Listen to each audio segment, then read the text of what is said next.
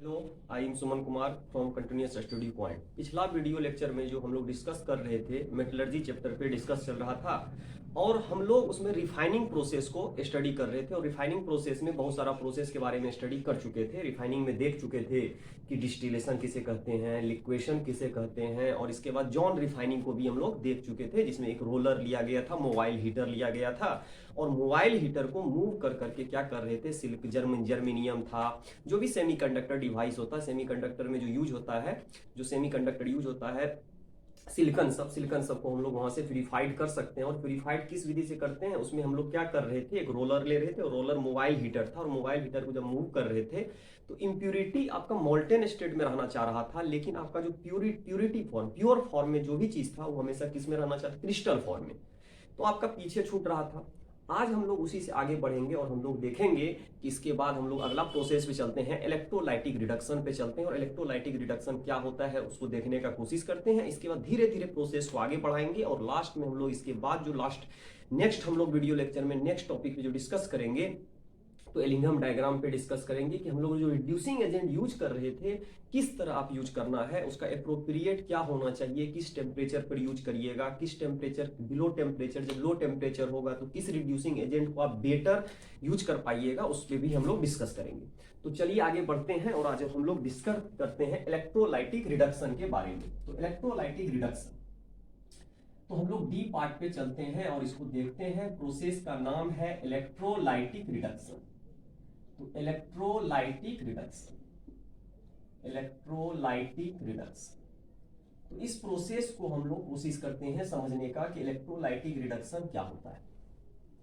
तो electrolytic reduction होता क्या है कि इसमें हम लोग हमेशा क्या करेंगे, इलेक्ट्रोलाइसिस एक प्रोसेस होता है, इलेक्ट्रोलाइसिस एक प्रोसेस है। उसमें क्या होता है, जब भी कोई काम करते हैं उसमें मूवमेंट होगा, और मूवमेंट क्या होगा, कोई चीज मूव करके किसी और जाएगा, कोई मूव करके किसी और जाएगा, इस तरह का प्रोसेस आपका चलेगा। तो देखते हैं उसमें क्या क्या हो सकता है। तो हम लोग जब भी यूज करेंगे इलेक्ट्रोलाइटिक रिडक्शन का, रिफाइनिंग के लिए यूज करेंगे, तो उसमें देखेंगे दो रड लेना है और याद रखना है इसमें एक इम्प्योर रड लेते हैं और एक प्योर रड लेते हैं, जिसका मतलब रिफाइनिंग करने का। कॉपर का रिफाइनिंग कर रहे हैं तो कॉपर का ही रड लेना है, एजी का रिफाइनिंग कर रहे हैं तो एजी का ही रड लेना है, अदर चीज का रड इसमें नहीं लिया जाता है। जिस चीज का आप रिफाइनिंग कर रहे हैं उसी चीज का हम लोग रड यूज करेंगे, और दो रड लेना है, एक को एनोड बोलेंगे और एक को कैथोड बोलेंगे। तो इलेक्ट्रोलाइटिक रिडक्शन जो होता है किस तरह यूज होता है, इसमें होता क्या है, इस प्रोसेस को बोलते हैं, इन दिस इलेक्ट्रोलाइटिक प्रोसेस में जो होता है, जब भी इलेक्ट्रोलाइटिक रिडक्शन करिएगा तो इसमें प्रोसेस का नाम हो इलेक्ट्रोलाइसिस। इसमें जो होता है इन इलेक्ट्रोलाइटिक रिडक्शन, जब भी इलेक्ट्रोलाइटिक रिडक्शन करिएगा, इन इलेक्ट्रोलाइटिक रिडक्शन क्या होता है, इलेक्ट्रोलाइसिस टेक प्लेस। इसमें प्रोसेस होता है इलेक्ट्रोलाइसिस टेक प्लेस। यहां पर क्या होगा, इलेक्ट्रोलाइसिस होगा, और इलेक्ट्रोलाइसिस को देखेंगे किस तरह होता है इलेक्ट्रोलाइसिस, सबसे इंपॉर्टेंट। दूसरा है कि इलेक्ट्रोलाइसिस जो भी होगा उसको तो हम लोग डिस्कस करेंगे ही करेंगे, इस यूज कहां कहां करेंगे, कॉपर के लिए, एजी के लिए, एएल के लिए, डिफरेंट डिफरेंट मेटल के लिए हम यूज कर सकते हैं। तो इसका यूज जो जनरली होता है, this process is used for, जब भी इस प्रोसेस का यूज करेंगे, this process is used for, बहुत सारा हो सकता है, एजी हो सकता है, कॉपर हो सकता है, एल्युमिनियम हो सकता है, बहुत सारा ऐसा है जिस मेटल के लिए जनरली हम लोग इसमें से मेटल का प्यूरिफिकेशन करते हैं, तो मेटल का रड हम लोग लगाएंगे इसमें, तो हम लोग इससे एजी भी प्राप्त कर सकते हैं, एजी भी ऑब्टेंड कर सकते हैं, सीयू भी ऑब्टेंड कर सकते हैं, एएल भी ऑब्टेंड कर सकते हैं। इस प्रोसेस के द्वारा, इलेक्ट्रोलाइटिक रिडक्शन के द्वारा हम लोग इजीली ऑब्टेंड कर सकते हैं, प्योर मेटल को ऑब्टेंड करेंगे।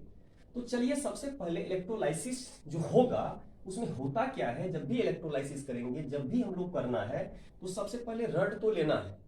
रड में हम लोग क्या करेंगे, जो भी काम करेंगे इसमें रड लेना। तो हमेशा जब भी प्रोसेस होगा इलेक्ट्रोलाइटिक रिडक्शन में, दो रड लेना है, एक पार्ट को मेटल, दोनों मेटल का ही बना होगा लेकिन सेम मेटल होना चाहिए, डिफरेंट मेटल नहीं होगा।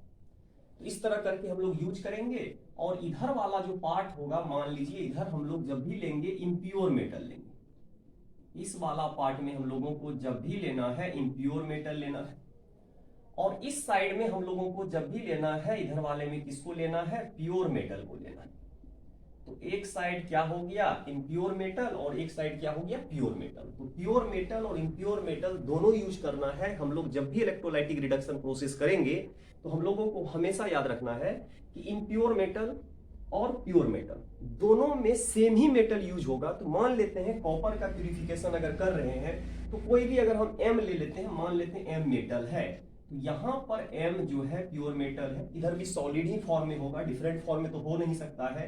तो यहां पर मान लेते हैं कॉपर है। तो अगर कॉपर मान के चलिएगा तो कॉपर भी बोल सकते हैं, या तो आप डिफरेंट लीजिएगा तो एम ही मान लेते हैं, सबसे बढ़िया एम है, कोई मेटल है, और मेटल यहां भी सॉलिड फॉर्म में, और यहां भी मेटल आपका क्या है, सॉलिड फॉर्म में है। दोनों सेम मेटल है, दोनों में कोई डिफरेंस नहीं है। लेकिन सबसे इंपॉर्टेंट है, एक साइड इम्प्योर मेटल है और एक साइड क्या है, प्योर मेटल है। तो चलिए, और इसमें हम लोग जानते हैं कभी भी इलेक्ट्रोलाइसिस होगा, इसमें हम लोगों को सॉल्यूशन तैयार करना होगा, और इसमें हम लोग इलेक्ट्रोलाइटिक सॉल्यूशन डालेंगे। ये सॉल्यूशन होगा आपका इलेक्ट्रोलाइटिक सॉल्यूशन होगा। और इलेक्ट्रोलाइटिक सॉल्यूशन जब भी होगा तो याद क्या रखना है, इलेक्ट्रोलाइटिक सॉल्यूशन जब भी डालना, मेटल का ही इलेक्ट्रोलाइट डालना है। तो यहां पर हम लोग कोई भी इलेक्ट्रोलाइट ले सकते हैं, MnS4। तो यहां पर मान लीजिए मेटल M रहेगा, प्लस इसमें कोई भी चीज डाल सकते हैं, SO4 डाल सकते हैं, NO3 डाल सकते हैं, Cl- डाल सकते हैं। तो कोई भी इलेक्ट्रोलाइट लीजिएगा तो उसी मेटल का लेना, अदर मेटल का यूज नहीं कीजिएगा। तो इजीली आपका इलेक्ट्रोलाइसिस प्रोसेस होगा इलेक्ट्रोलाइटिक रिडक्शन में। तो एक तो इंपॉर्टेंट चीज क्या हो गया कि मेटल दोनों जो रड बना होगा, दोनों मेटल का ही बना होगा। एक साइड इम्प्योर मेटल लेना है, एक साइड प्योर मेटल लेना है। जिस मेटल का रड लिए हैं उसी चीज का आपको सॉल्यूशन भी तैयार करना है। जैसे कॉपर लिए हैं तो कॉपर का इम्प्योर ले सकते हैं, इस साइड भी कॉपर का ले सकते हैं, प्योर मेटल ले सकते हैं। और इसमें जो सॉल्यूशन लीजिएगा कॉपर का ही सॉल्यूशन लेना है, लेकिन कॉपर का सॉल्यूशन में CuSO4 ले लेंगे तो ऑटोमेटिक आपका प्रोसेस आगे बढ़ेगा। तो चलिए अब देखते हैं इस प्रोसेस में क्या हो सकता है। और यहाँ पर हमको तो बैटरी जोड़ना होगा, अपने आप तो प्रोसेस होगा नहीं। तो यहाँ पर बैटरी जोड़ेंगे, और बैटरी जब जोड़ेंगे तो यहाँ पर क्या प्रोसेस होगा देखेंगे। तो इस तरह करके बैटरी जोड़ दिए, एक पॉजिटिव है और एक नेगेटिव है। और याद रखना है इधर वाला जो पार्ट होगा हमेशा एनोड होगा। इस साइड वाले को एनोड बोलेंगे, और एक साइड वाले को जो प्योर वाले होंगे उसको क्या बोलना है, कैथोड। तो एक एनोड है और एक कैथोड है। और नेक्स्ट प्रोसेस, एनोड जब भी होगा, जब भी एनोड लेंगे, एनोड पर हमेशा ऑक्सीडेशन होता है। एनोड का खास प्रॉपर्टी होता है, एनोड पर हमेशा ऑक्सीडेशन होगा। और कैथोड पर हमेशा क्या होगा, यहां पर जब भी प्रोसेस होगा रिडक्शन प्रोसेस होगा। तो हम लोग हमेशा जब भी इलेक्ट्रोलाइसिस करते हैं तो ये फिक्स प्रॉपर्टी होता है किसी भी इलेक्ट्रोलाइसिस का कि एनोड पर ऑक्सीडेशन होना चाहिए और कैथोड पर क्या होना चाहिए, रिडक्शन होना चाहिए। तो एनोड वाला पार्ट पे आपका क्या प्रोसेस होगा, ऑक्सीडेशन हो जाएगा। और प्योर मेटल वाला जो पार्ट होगा, जो जिसको आप कैथोड बोल रहे हैं, उस पर क्या होना चाहिए, रिडक्शन होना चाहिए। तो एक पर क्या होगा, ऑक्सीडेशन, और एक पर क्या होगा, रिडक्शन होगा। लेकिन हमको अब जानना है कि ऑक्सीडेशन होता क्या है। तो ऑक्सीडेशन एक्चुअली क्या होता है, लॉस ऑफ इलेक्ट्रॉन। तो ऑक्सीडेशन जब भी होगा तो लॉस ऑफ इलेक्ट्रॉन होगा। तो लॉस ऑफ इलेक्ट्रॉन को हम लोग किस नाम से जानेंगे, ऑक्सीडेशन के नाम से जानेंगे। तो इसका नेक्स्ट जो होगा इसके अपोजिट होगा, और इसमें क्या होना चाहिए, गेन ऑफ इलेक्ट्रॉन। तो यहां पर जो होगा गेन ऑफ इलेक्ट्रॉन होगा, और एक पार्ट में होगा लॉस ऑफ इलेक्ट्रॉन, और एक पार्ट में होगा आपका गेन ऑफ इलेक्ट्रॉन। यहां तक कोई दिक्कत नहीं होना चाहिए। अब बात आया, जब लॉस करता है तो हमेशा याद रखिएगा इसमें कोई भी मेटल सॉलिड जो होगा, ध्यान देना है, मेटल सॉलिड जो होगा इलेक्ट्रॉन लॉस कर रहा है तो हमेशा आयन बनाएगा। जानते हैं, इस पर +n दे देते हैं, कितना जाएगा पता नहीं है, लेकिन ये एक्वस फॉर्म में जाएगा। बहुत इंपॉर्टेंट है। अब प्लस यहां कितना इलेक्ट्रॉन लॉस कर दिया, n इलेक्ट्रॉन, क्योंकि मेटल मान के चले हैं तो मेटल कोई भी हो सकता है। एल्युमिनियम होगा तो 3 इलेक्ट्रॉन लॉस करेगा, Ag होगा तो 1 इलेक्ट्रॉन लॉस करेगा, और कॉपर होगा तो 2 इलेक्ट्रॉन लॉस कर सकता है। लेकिन हमको तो अभी मेटल M लेके चले हैं, तो मान लेते हैं n इलेक्ट्रॉन उन्होंने लॉस किया। तो जितना इलेक्ट्रॉन लॉस करेगा उतना ही उस पर पॉजिटिव चार्ज कैरी करेगा। और हमेशा याद रखना है, जब भी किसी पर चार्ज आ जाए तो हमेशा एक्वस मतलब सॉल्यूशन में हमेशा मूव करेगा। बहुत इंपॉर्टेंट है। और जब सॉलिड होगा तो रड फॉर्म में होगा। तो इसमें खास बात क्या है कि जब इम्प्योर मेटल जो लिए हैं तो इसमें से मेटल जो प्योर मेटल है वही इसमें कन्वर्ट हो रहा है, इंप्यूरिटी तो आपको बॉटम में बैठ जाएगा, इंप्यूरिटीज कोई लेना देना नहीं है। तो चलिए यहां वाला क्या फायदा हुआ, जो इम्प्योर मेटल था, यहां वाला जो इम्प्योर मेटल था वो कन्वर्ट होते जा रहा है Mn किसमें, प्लस N में, और Ne इलेक्ट्रॉन को लॉस किया। तो जब लॉस किया तो नेक्स्ट जो पार्ट है वो गेन करेगा। तो गेन जब करेगा तो देखिएगा क्या होगा, तो यहां पर गेन करेगा, तो इसमें उल्टा प्रोसेस होगा। गेन कौन करेगा, तो गेन करेगा आयन जिस पर पॉजिटिव चार्ज होगा, तो इसमें उल्टा प्रोसेस चलेगा। यहां पर क्या होगा, M जो है प्लस N वाला जो एक्वस पार्ट है, ध्यान से देखिएगा, एक्वस पार्ट है वह इलेक्ट्रॉन को गेन करेगा, और कितना इलेक्ट्रॉन गेन करेगा, Ne इलेक्ट्रॉन गेन करेगा, और ये कन्वर्ट हो जाएगा M सॉलिड में। प्रोसेस उल्टा है। तो हम लोग जब देखेंगे तो यहां वाला जो मेटल है, यहां वाला मेटल आपका इंप्योर है, यहां का मेटल आपका क्या है, इंप्योर मेटल है, और इधर वाला जो मेटल आप प्राप्त कर रहे हैं प्योर मेटल है। बहुत इंपॉर्टेंट है, हम लोग प्योर मेटल आराम से प्राप्त कर सकते हैं, इधर वाला जो मेटल आपको मिल रहा है प्योर मेटल। तो हम लोग इसीलिए इसको क्या करते हैं, जब भी हम लोग प्रोसेस करते हैं तो एक रड को इंप्योर कर देते हैं, एक रड को प्योर कर देते हैं। होता क्या है, यहां वाला जो रड है टूटेगा, तो रड जब टूटता है तो यही रड टूट के क्या बनाया है, इस रड को हम लोग तोड़ देंगे, और रड को तोड़ने के बाद देखिएगा M है, और किसमें कन्वर्ट हो रहा है, M प्लस N में। फिर देखिएगा यही मूव करके जा रहा है इस रड पे, और ये कन्वर्ट होके क्या बना रहा है, M सॉलिड। बहुत इंपॉर्टेंट है। इसका मतलब है इसका वेट लगातार इंक्रीज करेगा, इसका वेट हमेशा क्या होगा, इंक्रीज होगा। इस पर आप प्योर मेटल प्राप्त करते जाइएगा तो इसका वेट इंक्रीज करने लगेगा, इसका वेट तो घट नहीं सकता है। एक रड टूटता जाएगा, और जो इंप्यूरिटी है, इंप्यूरिटी आपका यहां बैठता जाएगा, इंप्यूरिटी तो बॉटम पे पीपीटी बना लेगा। तो यहां पर जो है नीचे जो आपका इंप्यूरिटी था, तो यहां से जो इंप्यूरिटी था, इंप्यूरिटी आपका पीपीटी फॉर्म में नीचे बैठ गया, और आपको प्योर मेटल प्राप्त हो गया। तो वहां पर कैथोड पे आप प्योर मेटल प्राप्त करिएगा। तो इम्प्योर मेटल हमेशा याद रखना है कि हमेशा मोटा लेना है, ज्यादा अमाउंट में लेना है, और इसको किस अमाउंट में लेना है, लेस अमाउंट में लेना है। ठीक है, इस तरह का प्रोसेस करके हम लोग क्या कर सकते हैं, प्योर मेटल को प्राप्त कर सकते हैं। तो चलिए देखते हैं। तो हम लोग देख रहे हैं एनोड पर क्या हो रहा है, ऑक्सीडेशन हो रहा है, और कैथोड पर क्या हो रहा है, रिडक्शन हो रहा है। और रिडक्शन प्रोसेस और ऑक्सीडेशन प्रोसेस जब कंबाइंड होगा तो ऑटोमेटिक देखते हैं क्या क्या घटना होगा। तो हम लोग यहां से जब देखें तो सारा घटना प्रॉपर वे में चला, और प्रॉपर वे में चलते हुए हमने क्या प्राप्त किया, प्योर मेटल को प्राप्त कर चुके हैं। तो चलते हैं, देखते हैं, कोशिश करते हैं समझने का। तो जब एनोड पर हम लोग गए तो एनोड वाले पार्ट पर क्या हो रहा था, तो ऑक्सीडेशन हो रहा था, M सॉलिड। तो याद रखना है M सॉलिड है, और M सॉलिड आपका क्या कर रहा है, कन्वर्ट हो रहा है M प्लस N सॉलिड में, और कितना इलेक्ट्रॉन लॉस किया, N इलेक्ट्रॉन लॉस कर दिया। उसी तरह जब कैथोड वाले पार्ट पर चलिएगा तो यहां पर जब कैथोड वाला पार्ट पर चलेंगे तो कैथोड में उल्टा प्रोसेस हो रहा है, M प्लस N जो है N इलेक्ट्रॉन गेन करके क्या बना रहा है, M सॉलिड बना रहा है। तो जब हम इसको क्या करेंगे, ऐड करेंगे, ओवरऑल रिएक्शन को जब देखिएगा तो ओवरऑल रिएक्शन आपको बताएगा NN कैंसिल हो जाएगा। तो हमको यहां से M वाला पार्ट जो है यहां पर एक्वस होगा, यहां वाला पार्ट तो सॉलिड नहीं होगा, एक्वस है, और यहां वाला भी पार्ट क्या है, एक्वस है, एक्वस एक्वस कैंसिल होगा, और हमको यहां से मिल जाएगा M solid plus M solid. दोनों मेटल अब सेम है, लेकिन कन्वर्ट क्या हुआ है, हम लोग इस मेटल को इंप्योर बोलेंगे। यहां पर इंप्योर मेटल था, और यहां पर जो हम लोग ऑब्टेंड कर रहे हैं प्योर फॉर्म में है। तो यहां पर हम लोग प्योर मेटल प्राप्त किए हैं, और यहां पर जो इंप्योर मेटल था, तो हम लोग आसानी से इलेक्ट्रोलाइटिक रिडक्शन प्रोसेस से हम लोग आसानी से क्या कर सकते हैं, आसानी से हम लोग प्योर मेटल को प्राप्त कर सकते हैं। लेकिन याद रखना है, जब भी प्योर मेटल प्राप्त करेंगे, प्योर मेटल कहां मिलेगा, ऑन कैथोड पर। तो हमेशा याद रखना है कैथोड पर ही प्योर मेटल मिलेगा, क्योंकि जब प्रोसेस कर रहे थे तो यहां से हम पूरा फिगर को अगर समझने का कोशिश करिएगा तो इस रड से मेटल टूट टूट के नीचे आ रहा है, आयन में कन्वर्ट हो रहा है। जो आयन कन्वर्ट हुआ है वो कंप्लीटली डिस्प्लेस हो रहा है, किस पर जा रहा है, डिपॉजिट होता जा रहा है, कैथोड पर डिपॉजिट होता जा रहा है, और कैथोड पर जो जा रहा है प्योर फॉर्म में जा रहा है। यहां जो आपने लिया था इंप्योर फॉर्म में लिया था, और रिएक्शन इंप्यूरिटी का हो नहीं रहा है, तो इंप्यूरिटी क्या होगा, बॉटम पर बैठता चला जाएगा। जो प्योर मेटल इससे निकलेगा वो आयन बनाएगा, और वही आयन जाके डिपॉजिट हो जाएगा। इससे आप प्योर मेटल को प्राप्त कर सकते हैं। इस प्रोसेस को बोलते हैं इलेक्ट्रोलाइटिक रिडक्शन।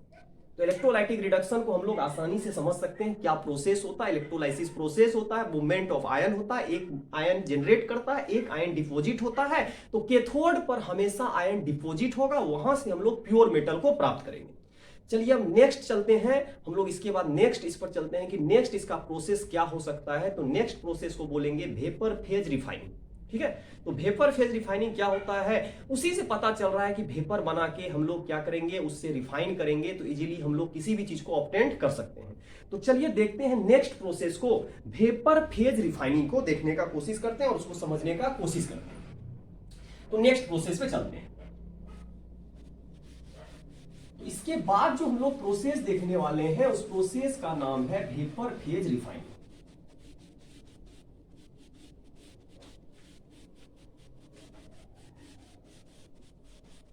तो जब भी हम लोग काम करेंगे किसी भी मेटलर्जी चैप्टर में, जब भी जो भी प्रोसेस होता है अकॉर्डिंग टू होता है, उसको समझना है कि किस समय किस चीज का यूज करना है, एप्रोप्रिएट और सुटेबल चीज का यूज किया जाता है।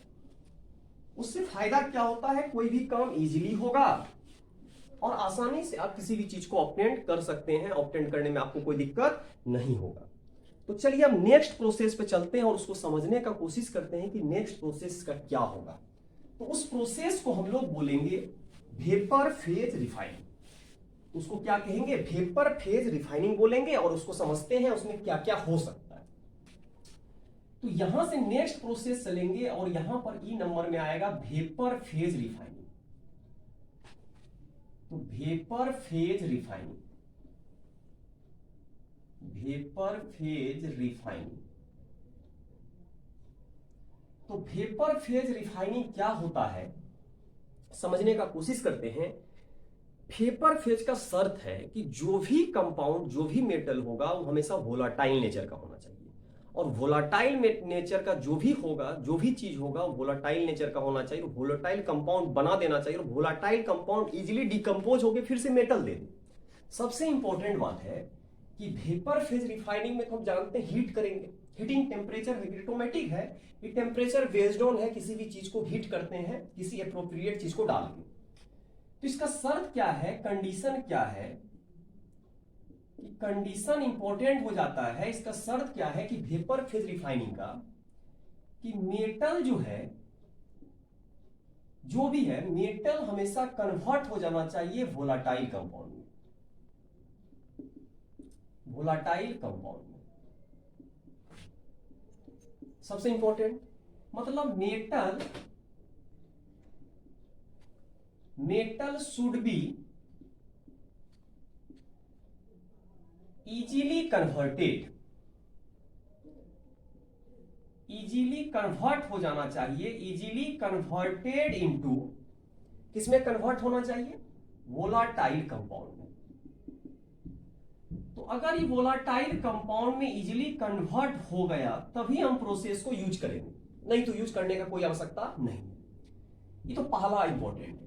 फिर वोलाटाइल कंपाउंड से, यहां से जब भी देखेंगे, यहां से वोलाटाइल कंपाउंड जब भी बनेगा, वोलाटाइल कंपाउंड, तो यहां से हम लोग देखेंगे कि वोलाटाइल कंपाउंड फिर से यहां से तुरंत दे दे, इजीली डिकम्पोज होके प्योर मेटल दे दे, तभी हम इसका यूज करेंगे। और इसके बाद नेक्स्ट क्या होना चाहिए, वोलाटाइल, जब भी वोलाटाइल कंपाउंड होगा, volatile compound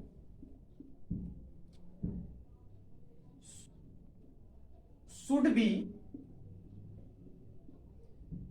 easily decomposed, easily decomposed हो जाना चाहिए, मतलब इजीली टूट जाना चाहिए। सबसे इंपॉर्टेंट है इजीली वोलाटाइल कंपाउंड भी बना दे और इजीली टूट भी जाए और टूट के प्योर मेटल दे दे, तभी हम इस चीज का यूज करेंगे, वेपर फेज रिफाइनिंग का यूज करेंगे। सबसे इंपॉर्टेंट है वेपर फेज रिफाइनिंग का यूज कब करते हैं।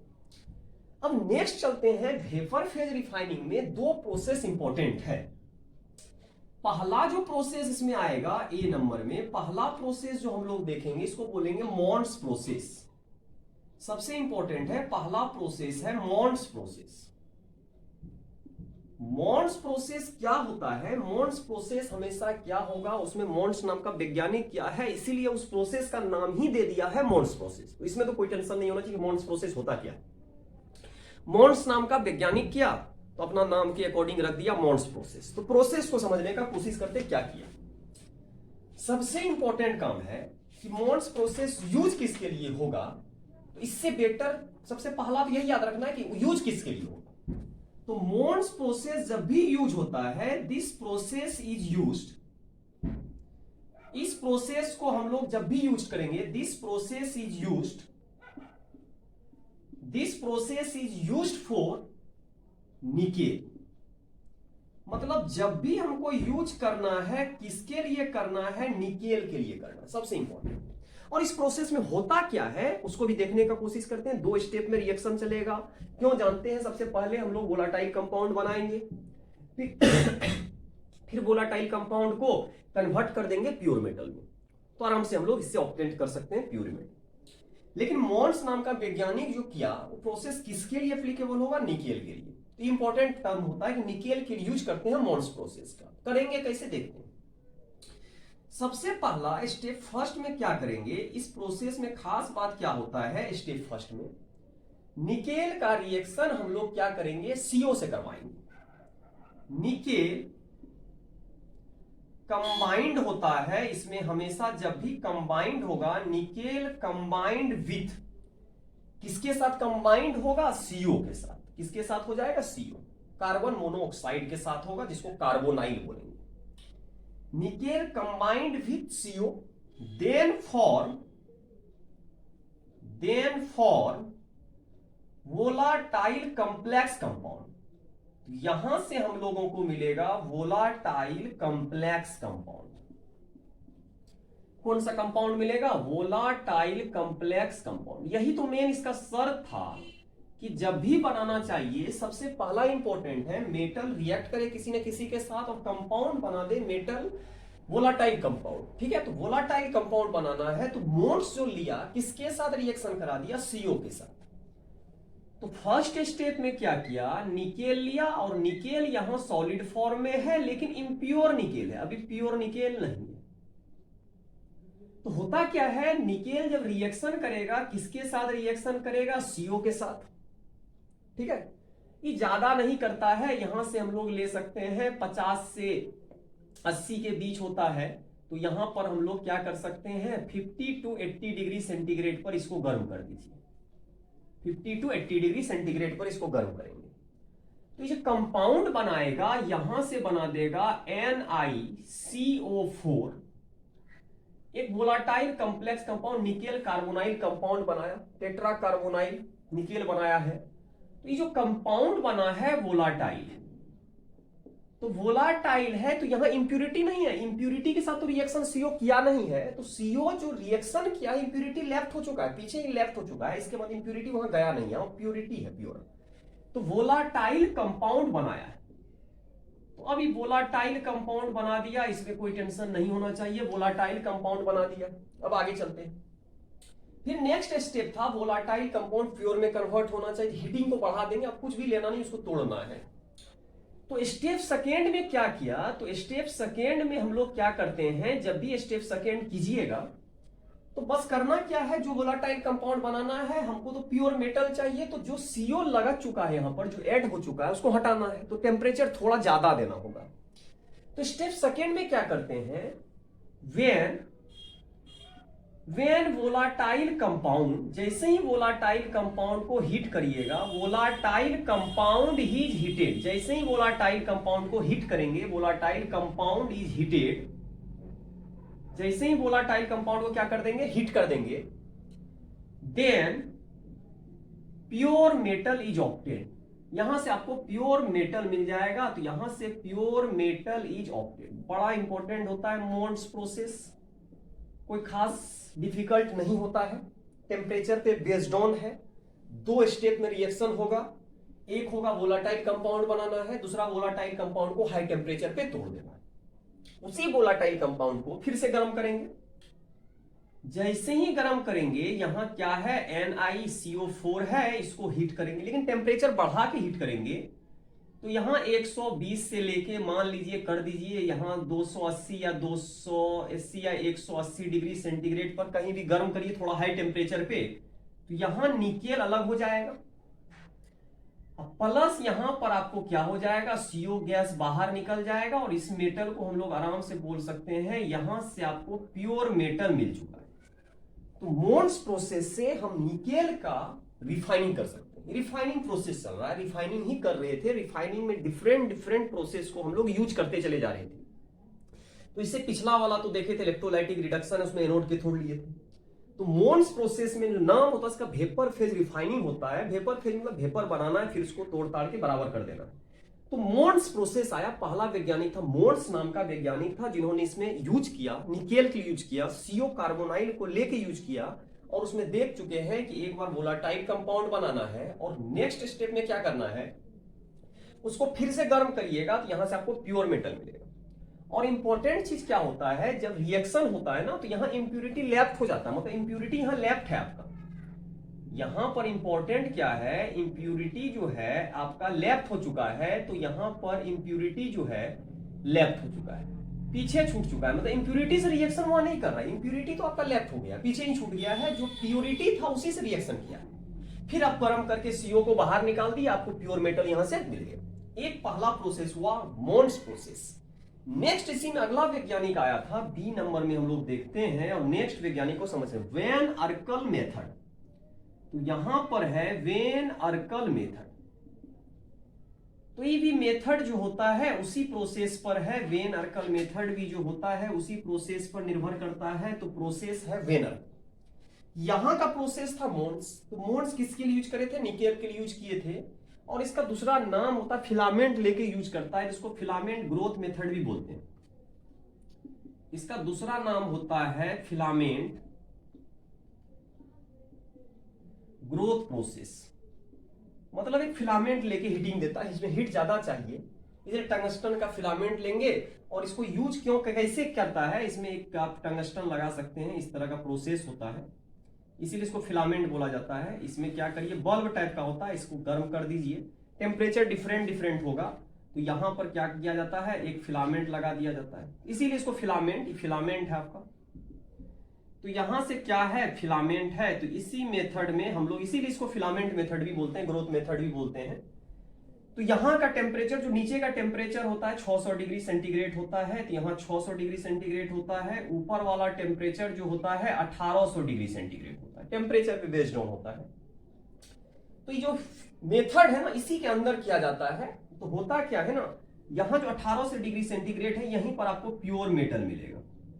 तो एक्चुअली यहीं पर प्योर मेटल मिलता है, तो फिलामेंट पे जाके प्योर मेटल मिलता है। तो असली बात है, फिलामेंट का वेट बढ़ेगा, इसलिए इसका नाम हो गया फिलामेंट ग्रोथ प्रोसेस है। फिलामेंट ग्रोथ करेगा, फिलामेंट का वेट बढ़ेगा, तो इसलिए इसका नाम वेन अर्कल का दूसरा नाम हो सकता है फिलामेंट ग्रोथ प्रोसेस।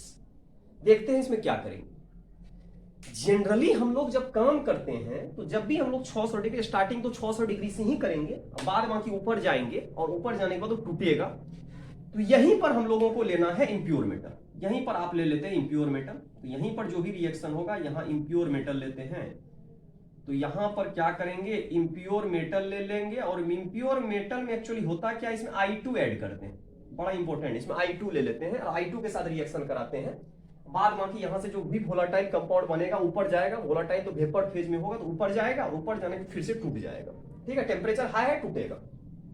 तो चलिए उसको देखने का कोशिश करते हैं कि फिलामेंट ग्रोथ मेथड भी बोल सकते हैं और इसको वेन अर्कल मेथड भी बोल सकते हैं। तो अब आगे बढ़ते हैं, थोड़ा समझने की कोशिश करते हैं कि इस मेथड में हो क्या सकता है, तो उसको समझेंगे, फिर आगे का प्रोसेस को देखेंगे।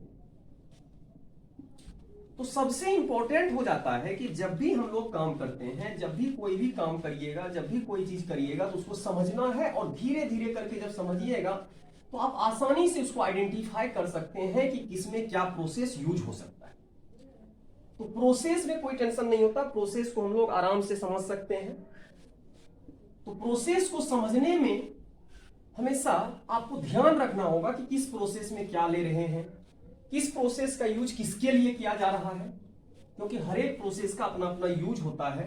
तो हर एक प्रोसेस का जब अपना अपना यूज होगा तो प्रोसेस डिफरेंट वे में चलेगा, तो आपको टेंशन लेने की कोई जरूरत नहीं। तो चलते हैं देखते हैं इस प्रोसेस में होता क्या है। तो प्रोसेस यूज किसके लिए होगा? दिस प्रोसेस इज यूज्ड, जब भी इस प्रोसेस का यूज करिएगा, this process is used, this process is used for, this process is used for titanium. या तो आप टाइटेनियम लीजिए या आप जर्कोनियम लीजिए, दो ही चीज के लिए यूज होता है, टाइटेनियम के लिए और जर्कोनियम के लिए यूज होता है। किसका यूज होता है? वैन अर्कल मेथड का यूज होता है। इसमें भी वही दो स्टेप चलेगा, स्टेप फर्स्ट स्टेप सेकेंड चलेगा। वैन अर्कल मेथड में भी दो स्टेप करेंगे। सबसे पहला हम लोग क्या करेंगे, इसमें जो फर्स्ट स्टेप होगा, इसमें जब भी पहला स्टेप करेंगे, ले लेते हैं टाइटेनियम ही ले लेते हैं, जर्कोनियम ही ले लेते हैं, किसी भी चीज को लीजिएगा, जर्कोनियम लीजिए, मान लीजिए Zr इज हीटेड, इसको हीट करेंगे। हीट तो जानते 600 डिग्री पर ही करना है। Heated at 600 degree centigrade with कुछ ना कुछ मिलाना होगा, और क्या मिलाना है यहां लिख दी है, आयोडीन मिलाना है। आयोडीन के साथ यूज करेंगे I2, यहां पर क्या ऐड कर चुके हैं, I2 ऐड कर चुके हैं। देन फॉर्म, तभी जाके आपको फॉर्म करके देगा। देन फॉर्म, क्या फॉर्म करेगा, ZrI4 वोलाटाइल कंपाउंड। यहां से आपको क्या मिल जाएगा, वोलाटाइल कंपाउंड मिल जाएगा। मिल गया। तो सबसे पहले जर्कोनियम है, जर्कोनियम लेंगे। जर्कोनियम तो इंप्योर है, अभी इसको इंप्योर बोलेंगे, और इंप्योरिटी से प्योर फॉर्म रिएक्शन करेगा। इंप्योरिटी तो आपको लेफ्ट हो जाएगा, और इसका रिएक्शन कराना है I2 के साथ, और यहां बनाएगा क्या, Zr, जर्कोनियम है तो यहां पर बना लिया ZrI4। जो कंपाउंड बना है आपका किस नेचर का है, तो वोलाटाइल नेचर का। पहले से ही पता है कि वोलाटाइल नेचर का ही बनेगा, क्योंकि हम लोग जानते हैं टेम्परेचर हीटिंग प्रोसेस पे काम कर रहा है। और पहले वाला में कंडीशन भी आपको बता दिए थे कि जब भी काम करेंगे वोलाटाइल कंपाउंड ही बनाना है। तो यहां पर होता है वोलाटाइल कंपाउंड बना देते हैं। तो इस प्रोसेस में क्या करते हैं, वोलाटाइल कंपाउंड बना दिए, और कितना डिग्री पे हीट कर दिए हैं, 600 डिग्री सेंटीग्रेड पर हीट कर दिए। फिर सेकेंड स्टेप में क्या होता है, कुछ लेना नहीं है, क्योंकि जिसको ऐड किया उसको हटाना है, क्योंकि इसमें एक्स्ट्रा ऐड कर दिए, क्योंकि यहां से इंप्योरिटी को लेफ्ट करने के लिए। फिर क्या करेंगे, वोलाटाइल कंपाउंड। जैसे ही वोलाटाइल कंपाउंड को हीट करेंगे थोड़ा हाई टेम्परेचर पे, compound is heated at 1800 degree centigrade temperature. बहुत ज्यादा हीट करेंगे, बहुत ज्यादा जब टेम्परेचर देंगे, देन ऑब्टेन्ड प्योर जर्कोनियम। यहां से प्योर जर्कोनियम आपको मिल जाएगा, कोई दिक्कत नहीं होगा। जैसे यहां Zr, यहां ले लिए I4, इसको हीट कर दिए 1800 डिग्री सेंटीग्रेड पर। इसका मतलब टेम्परेचर बहुत है, जर्कोनियम यहां मिल जाएगा, और I2 आपका क्या होगा, बाहर निकल जाएगा, और यहां जो जर्कोनियम मिलेगा आपको किस फॉर्म में मिलेगा, प्योर फॉर्म। तो इस मेथड को बोलते हैं वैन अर्कल मेथड। तो ये वैन अर्कल मेथड को आप समझिएगा, कोशिश करिएगा समझने का, तो इजीली कोई दिक्कत नहीं होगा। तो वैन अर्कल मेथड जो होता है कोई लंबा चौड़ा मेथड नहीं है, आसानी से समझ सकते हैं कि हीटिंग प्रोसेस पर काम करता है। जर्कोनियम सर्कल यूज करते हैं, इसका नाम, दूसरा जो नाम होता है फिलामेंट ग्रोथ मेथड भी होता है। अब इसके बाद चलते हैं नेक्स्ट प्रोसेस पे। इसका नेक्स्ट प्रोसेस जो है, दो मेथड था, वेपर फेज, रिफाइनिंग में। तो इसके बाद हम लोग चलते हैं क्यूपलेशन में। वो भी एक प्रोसेस होता है, बहुत बेहतरीन प्रोसेस है। हड्डी का बोन का एक कंटेनर बना लेते हैं, उसमें हीटिंग किया जाता है, ब्लो दिया जाता है, ऑक्सीजन का ब्लो चलेगा वहां से। तो उस मेथड को भी समझ लेते हैं। तो जब भी हम लोग कोई भी प्रोसेस यूज करते हैं तो अलग ही उसका एक प्रोसेस होता है, और उसका कोई ना कोई आपको पता होगा कि हम क्या करने जा रहे हैं, क्योंकि मेटलर्जी एक प्रोसेस है, और प्रोसेस जब तक पता नहीं रहेगा किसमें क्या लगाना है, किस प्रोसेस को कब यूज करना है, तब तक आप सही ढंग से उसको यूज नहीं कर पाइएगा, आइडेंटिफाई नहीं कर पाइएगा, और आसानी से उसको समझने में थोड़ा दिक्कत होगा। यहां तो हमको पता चल गया कि वैन अर्कल क्या है, मोन्स प्रोसेस क्या है, किसमें किसको यूज करते हैं। ठीक है, तो अब आगे थोड़ा सा बढ़ते हैं। अब जब नेक्स्ट प्रोसेस पे चलेंगे, हम लोग नेक्स्ट प्रोसेस करेंगे क्यूपलेशन। तो उसको भी समझने का कोशिश करते हैं कि क्यूपलेशन क्या होता है, उसको आसानी से समझेंगे। तो क्यूपलेशन प्रोसेस क्या होता है उसको देखते हैं। सबसे पहले क्यूपलेशन होता क्या है उसको देखेंगे पहले। तो अब इसके बाद चलते हैं ऐप नंबर में क्यूपलेशन।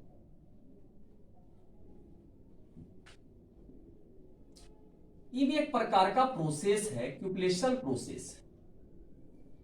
तो ज्यादा इंपॉर्टेंट हो जाता है प्रोसेस काम कैसे करता है। इस प्रोसेस का यूज तभी करना है जब आपको किसी भी चीज में इंप्यूरिटी हो, लीड का, पीबी का इंप्यूरिटी प्रेजेंट हो, तभी हम इसका यूज करेंगे। दिस प्रोसेस इज यूज्ड,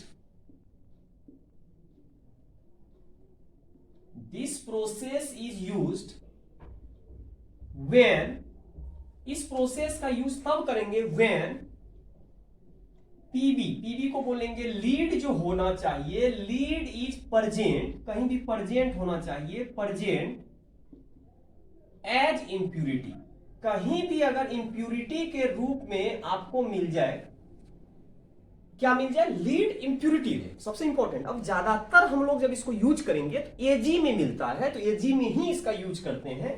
जब आप जनरली एजी लीजिएगा ना, उसमें पीबी इंप्यूरिटी होगा, तो तब हम इसका यूज करेंगे जब आपको पीबी इंप्यूरिटी मिल जाए। बहुत इंपॉर्टेंट होता है कि जब आपको एजी में इंप्यूरिटी रहे, लीड, इसको क्या बोलते हैं, लीड बोलते हैं। और ये जो होता क्या है आपका इंप्यूरिटी, सबसे इंपॉर्टेंट है इंप्यूरिटी। तो जब किसी भी चीज में लीड इंप्यूरिटी हो तब जाके हम लोग यूज करेंगे क्यूपलेशन। अब क्यूपलेशन प्रोसेस होता क्या है उसको समझने का कोशिश करते हैं। तो जनरली क्या होता है, जब हम इसमें क्या करते हैं, एयर देते हैं, जैसे ही एयर इसमें पास करिएगा, एयर में O2 जाएगा, तो पीवी रिएक्शन करके PbO2 बना लेगा। अब प्लस यहां से Ag बाहर रहेगा, Ag रिएक्शन नहीं करेगा और E बाहर निकल जाएगा एयर के साथ, क्योंकि वोलाटाइल होता है। ये वोलाटाइल कंपाउंड होता है, यहां से बाहर निकल जाएगा और जैसे ही बाहर निकलेगा यहां से आप प्राप्त कर लीजिएगा प्योर Ag। यहां से आपको क्या मिल जाएगा, प्योर Ag। तो ज्यादा ही लंबा चौड़ा प्रोसेस होता नहीं है, इसको आसानी से हम लोग समझ सकते हैं। लेकिन बनता कैसे, कैसे करते हैं,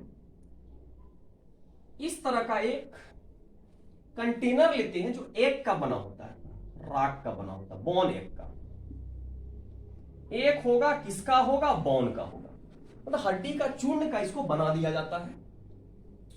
इसमें आपको इंप्योर मेटल रख देंगे, इसमें इंप्योर मेटल रख दिए, यहां से एयर को पास कराए, यहां से एयर पास हो रहा है। जैसे ही एयर पास होगा, यहां से एयर इसके साथ भागेगा, आगे जाएगा, तो यहां पर Ag आपका लेफ्ट हो जाएगा, Ag आपका पीछे छूट जाएगा, Ag आपका पीछे छूट गया और इधर से आपका क्या निकल गया, Pb, यहां से आपको Pb बाहर निकल गया। तो इस प्रोसेस का यूज करते हैं, कंटेनर बनाते हैं। जो कंटेनर बना होगा, किसका बना होता है, हमेशा यहां से ब्लो करेंगे एयर को। तो जब भी एयर ब्लो होगा, जब भी यहां से ब्लो करेगा, जब भी एयर ब्लो करेगा इंप्योर मेटल के साथ, तो वहां पर पीबी जो प्रेजेंट होगा उसके साथ रिएक्शन करेगा और पीबीओ बनाएगा और पीबीओ बाहर निकल गया, यहां से प्योर मेटल आपको ऑब्टेन हो गया। इसमें कोई भी दिक्कत नहीं होना चाहिए, इजीली आप इसको कर सकते हैं। ठीक है, क्यूपलेशन प्रोसेस। अब नेक्स्ट हम लोग चलते हैं, लास्ट प्रोसेस पे चलते हैं। एक होता है क्रोमेटोग्राफी। क्रोमेटोग्राफी क्या होता है उसको समझने का कोशिश करते हैं कि क्रोमेटोग्राफी क्या होता है। ये जनरली ज्यादातर यूज नहीं होता, लेबोरेटरी मेथड है, तो लैब में जब यूज करते हैं, छोटा अमाउंट में कोई भी चीज करना हो तभी यूज करते हैं, ज्यादातर इसका यूज नहीं किया जाता है। लेबोरेटरी मेथड है, मिक्सचर पे काम करता है। तो क्या होता है, ये एक्चुअली कौन सा मेथड है, ये actually it is laboratory method.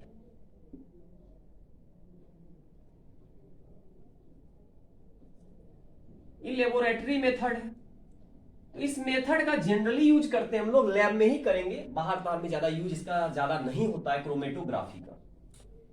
दूसरा इंपॉर्टेंट हो जाता है किस पे बेस्ड ऑन होता है, it is based on principle of, जो बेस्ड ऑन होगा प्रिंसिपल ऑफ एडजॉर्प्शन, किस पे बेस्ड ऑन होगा, एडजॉर्प्शन प्रोसेस पे,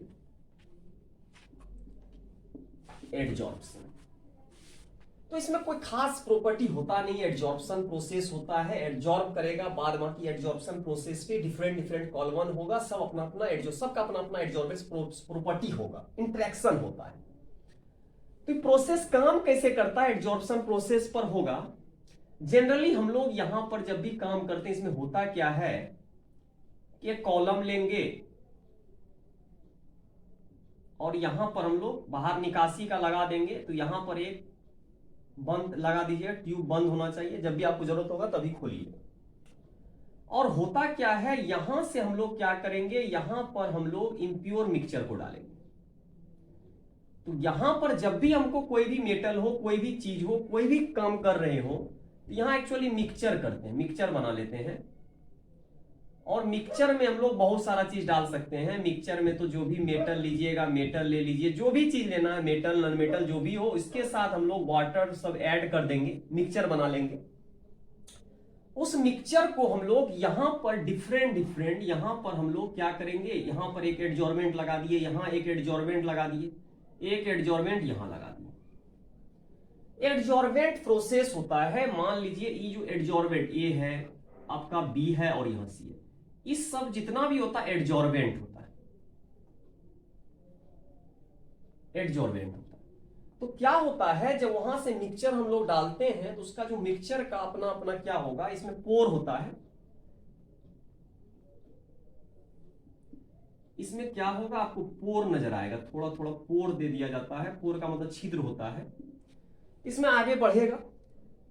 तो इसमें डाल दिए, तो क्या हुआ, अपने इंटरेक्शन के आधार पे, on the basis of interaction, कुछ अमाउंट यहां एब्जॉर्ब हो जाएगा, एडजॉर्ब हो जाएगा, कुछ यहां एडजॉर्ब हो जाएगा, कुछ यहां एडजॉर्ब हो जाएगा, और धीरे धीरे करके यहां अमाउंट आएगा, और यहां से आप ऑब्टेन कर सकते हैं किस चीज को, प्योर चीज को, प्योर फॉर्म ऑब्टेन हो जाएगा। तो यहां से हम लोग आसानी से प्राप्त कर सकते हैं, और यहां पर इंप्यूरिटी सब अपने according, impurity on the basis of size, on the basis of size adsorb, यहां से एडजॉर्ब हो जाता है। इस प्रोसेस को बोलते हैं क्रोमेटोग्राफी। तो क्रोमेटोग्राफी ज्यादा यूज नहीं होता, लैब में यूज होता है, जनरली इस मेथड का यूज करते हैं लैब में, ठीक है। मिक्सचर बना के उसमें डाल दिया जाता है, एडजॉर्प्शन प्रोसेस होता है। तो आज का वीडियो लेक्चर में हम लोग क्या सब देख रहे थे, जो भी रिफाइनिंग प्रोसेस था उसको देख रहे थे। नेक्स्ट वीडियो लेक्चर में हम लोग मिलते हैं एलिंघम डायग्राम के साथ, ठीक है। Thank you.